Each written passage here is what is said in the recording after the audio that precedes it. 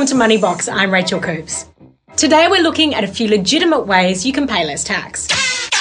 Yo, I'm spitting the facts. Gangster ain't never paying tax. There are many different ways to make the most of your tax, from maximising your deductions to salary sacrifice.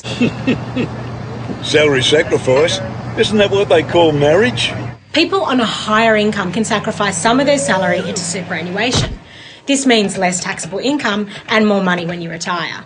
But one of the most basic ways to save is through maximising allowable deductions.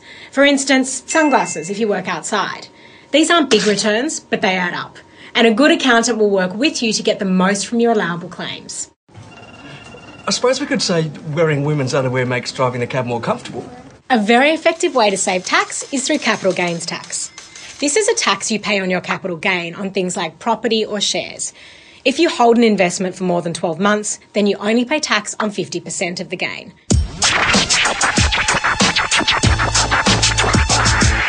Homeboy, gangster knows all the knacks. I got all this from making the most of capital gains tax. And if you have lived in a property for a period and are able to claim it was your primary residence, it's exempt from CGT when sold. Listen, sport. Just because your wife says you live in the pub doesn't mean it's your primary residence.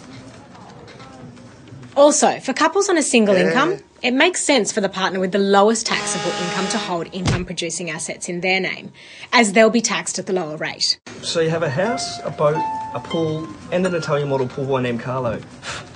First piece of advice is sack Carlo before you put it in your wife's name. And lastly, we have negative gearing. This is when you borrow money to purchase an income-producing asset, usually a property.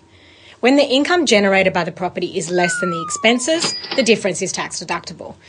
Although there are tax benefits to negative gearing, you still need to be able to cover the difference and make sure you receive an attractive return. Return?